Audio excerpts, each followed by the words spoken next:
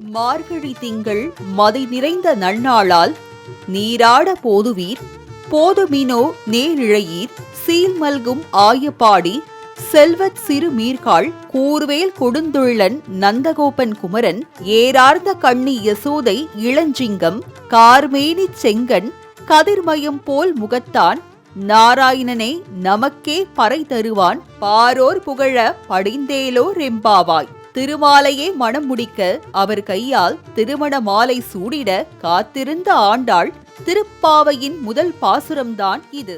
தெய்வத்தை வணங்கும் நாம் தனக்கென ஒரு துணையை தருவாய் என கேட்போம்.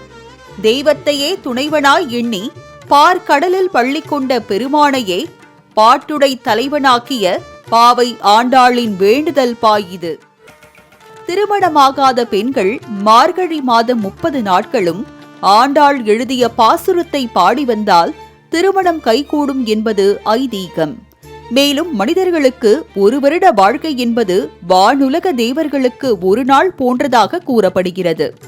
ஆகவே தேவர்கள் அதிகாலையில் எழும் பிரம்ம முகூர்த்தமே இந்த மார்கழி மாதமாக கணிக்கப்படுவதாக இந்துக்கள் நம்புகின்றனர்.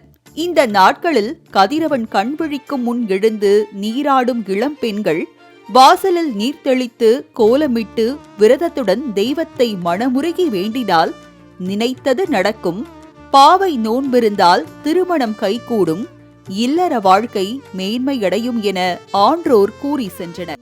அளவும் சந்தேகம் இன்றி அதி தீவிர பக்தியில் விரதம் மேற்கொண்டு திருமாலை வணங்கி பாமாலை பாடிய ஆண்டாள் அவருக்கே துணைவியானார். ஆகவே பக்தியை உயிராக கொண்டு துதிப்போர் இறைவனின் பாத கமலங்களை பற்றி கொள்ளலாம் என்பது நம்பிக்கை. வைணவத்திற்கு திருப்பாவை என்பது ஒன்று இருப்பது போல சைவத்திற்கு மாணிக்கவாசகர் அருளிய திருவெம்பாவை உள்ளது. செய்யா வெண்ணீராடி செல்வா சிறுமருங்குல் மையார் தடங்கண் மடந்தை மணவாளா என கூறுகிறார் மாணிக்கவாசகர். சைவம் வைணவம் இந்த 2 சமயங்களுக்குமே சிறப்பு வாய்ந்த இந்த மார்கழி மாதத்தில் இசை, நாடகம், நடன கச்சேரிகள் போன்றவை நடத்தப்பட்டு இறைவன் புகழ் பாடுவது வழக்கம். குறிப்பாக சென்னையில் நாரதகான சபா, கலாஷேத்ரா அறக்கட்டளை, பிரம்மஞான சபா, பார்த்தசாரதி சுவாமி சபா, மயிலாப்பூர் ஃபைன் ஆர்ட்ஸ் உள்ளிட்ட பல்வேறு சபாக்களில் இசை நிகழ்ச்சிகள் நடைபெறும். மத ரீதியாக அல்ல, அறிவியல் ரீதியாக அப்படி என்ன விசேஷம் என கேட்டால் அதற்கும் உள்ளது விளக்கம்.